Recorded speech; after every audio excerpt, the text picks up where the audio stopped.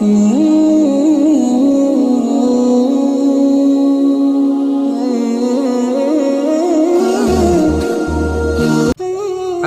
علیکم ورحمۃ اللہ وبرکاتہ۔ میں ہوں محمد شہاب الدین رضوی۔ امید کہ آپ تمام ہی لوگ اللہ رب العزت کے فضل و کرم سے بہت اچھے ہوں گے۔ پیارے اسلامی بھائیوں، اگر نماز میں قرات کرنے کے بعد آپ سجدہ میں چلے جاتے ہیں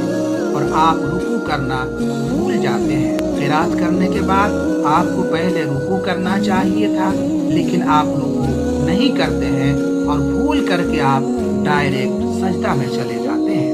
یا پھر کسی رکعت کا ایک سجدہ کرنا آپ بھول جاتے ہیں اور قاعدہ اخیرہ میں تشہد پڑھنے کے بعد آپ کو یاد آتا ہے، تو ایسی صورت میں آپ کو کیا کرنا چاہیے؟ ایسی صورت میں آپ کو نماز سے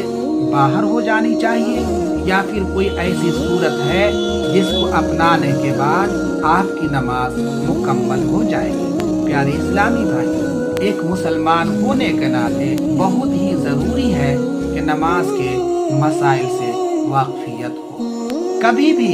ایسا واقعہ پیش آ سکتا ہے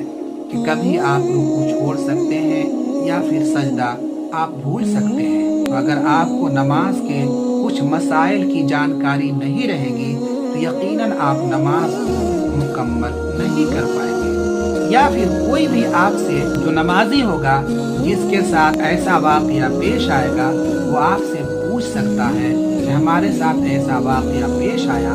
ہم نے رکوع کرنا چھوڑ دیا یا پھر ہم نے سجدہ چھوڑ دیا، اس صورت کو اپنائے جس سے ہماری نماز مکمل ہو سکے گی۔ تو پیارے اسلامی بھائیوں، نماز کے مسائل ہمارے لیے بہت ضروری ہے۔ پیارے اسلامی بھائیوں، اگر رکوع بھول کر کے چھوٹ جاتا ہے اور قاعدہ اخیرہ میں یاد آتا ہے تو نمازی کے لیے ضروری ہے کہ پہلے اٹھ کر کے رکوع کرے اور دونوں سجدے کو دوبارہ کرے اور پھر سجدہ سہو کرنے کے بعد نماز کو پوری کرے، اور اگر کوئی سجدہ صلاتیہ بھول گیا اور قاعدہ اخیرہ میں تشہد پڑھنے کے بعد اسے یاد آیا تو اس کے لیے ضروری ہے کہ پہلے وہ سجدہ صلاتیہ کرنے کے بعد پھر تشہد پڑھ کر وہ سجدہ سہو کرے اور پھر تشہد پڑھ کر نماز کو مکمل کرے۔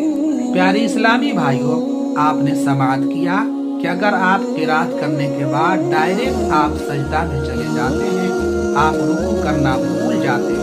اور قاعدہ اخیرہ میں آپ کو یاد آتا ہے تو سب سے پہلے آپ کو اٹھ کر کے رکوع کرنا چاہیے اور پھر آپ کو دونوں سجدے دوبارہ سے کرنی چاہیے اور پھر تشہد پڑھنے کے بعد